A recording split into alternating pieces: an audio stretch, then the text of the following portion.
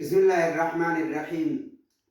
دبي ما قدون تيجي جت تكتر رجاء جرا ربين زجال ليسو يتي ما قدون تيجي دبي سنتي ندو جرا قلتي ورا أدا أدول لالو دو دقي فدو رجاء ترك غرباتو كل لقى دفع لقى يا ودا غربان تجارة لقى كنا بشار الرادوجيتي ديكاتي والباهي هوغادو بوديكاتو دي مبورسا في الراباسي بورسا من لا قوتو لفقاي هوغادي ديكاتي باهي رامفتي برافتي هوغايني خوتي غربان مجال تكشات تقولو في حري بشارو باسو روفه حري ترى بشارو باسه ديكاتي فولا ديكاتي بيني ديكاتي هوغا والغرا غلو حري فولا والغرا غلو بورسا لفتاورك غما لالي نمتا كبيرنجيو هوغادو فولا لالي بورسا ملاجي قوتو بورسا فولا تيتوما ijoolleen gammoojjii gizee harree obaafte yaabbattee deemte harree koree harree hafte jechuudha.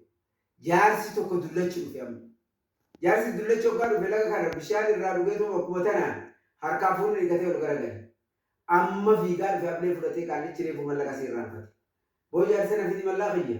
Gurbaa elma kiyyaa waamaan agarre ammumaan dhufe kunoo bishaan kana dhuge. Fiti siin jee fiti waan akkana agarre kunoo narra laale anumaan agarre. Borsaa guutuu fuutee na dho'ifattee fiti anumaan agarre.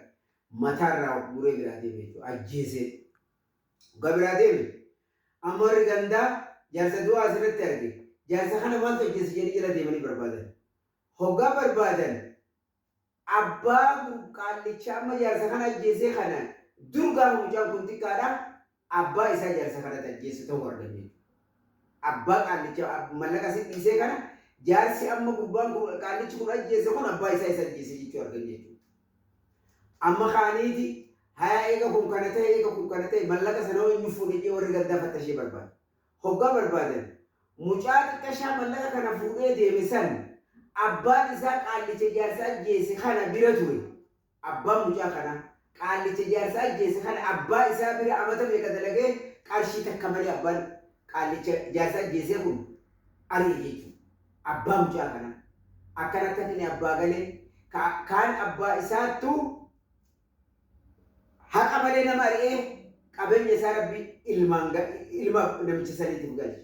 Kuni abbaa isaa karaan taane ka du'e itti fidee jaarsa ajjeese zajaa kafalchiise. Rabbiin zajaan dhiisummaan guddoon ta'e jette san dhugaa. Namni rabbiin har'aan tana itti fedhee dhalaa haa taatu dhiiraa haa taatu mana isaa taa'e ka dukkaana gurguru haa ta'u intala mana keessa dalagdu haa ta'u takki kun yoo irraa qabdu haa ta'u haqa isaa eeggachuudha qabda ija ilmaan keetiin laaluudha qabda suguutu ati isaanii saffarteen ilmaan keetii saffarama jechuudha. Nama badii dalage rabbiin takki badii sammataa isaatti galcha takki ilmaan isaa keessaa isaa kafala haqa akhiraatis irraa dheeranna jechuudha. Kanaaf warra toltuu dalagee toltuu irratti rabbiin haa godhu. Assalaamu alaikum warahmatullahi wabarakatuh.